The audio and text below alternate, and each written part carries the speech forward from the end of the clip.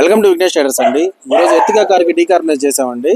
చేయక ముందు ఎలా ఉందో, చేసిన తర్వాత ఎలా ఉందో ఒకసారి సార్ రివ్యూలో ఒకసారి విందామండి. హాయ్ సార్, మీ పేరు? నా పేరు ప్రవీణ్ కుమార్ అండి. మేము డైగర్స్ రోడ్లో ఉంటాము. ఓకే. ఉదయం లేసినప్పటి నుంచి ఒక మనం టైం దొరికినప్పుడు కానీ అట్లా ఇన్స్టా ఆన్ చేస్తే చాలు ఓరకనే విఘ్నేష్ ట్రేడర్స్ అని వచ్చేదండి. అసలు నాకు మైండ్ పిచ్చెక్కిపోయింది. అసలు ఏంటి నేను చెక్ చేశాను. భగవంతుడు చెప్పినా కూడా నేను ఏది నమ్మనో విన్నో. ఒక్కసారి వచ్చాను, పోతే పోయిందిలే, మనం ఇన్ని ఖర్చులు పెడుతున్నాం అనుకునేసి ఒకసారి చేయించానండి.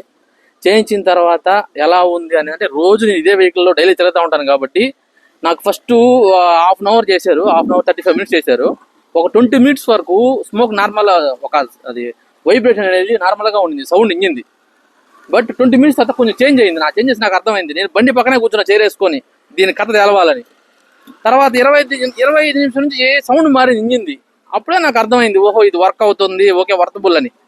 తర్వాత అయిపోయిన తర్వాత ఒక్కసారి వెళ్ళామండి హైవేలోకి. ఫస్ట్ వచ్చేసి బండి పికప్ హైలైట్గా పెరిగింది. సెకండ్ థింగ్ వచ్చేసి బండి అసలు వైబ్రేషన్ అవ్వట్లే. 120, 130 వెళ్ళినా కూడా చాలా ఫ్రీగా వెహికల్ అయితే ఉంది. నేను చెప్పేది ఏంటంటే, ఎవరైనా కూడా నాకు తెలిసి ఈ కార్బన్ క్లీనింగ్ అని చేసుకున్నది చాలా బెస్ట్ అనమాట.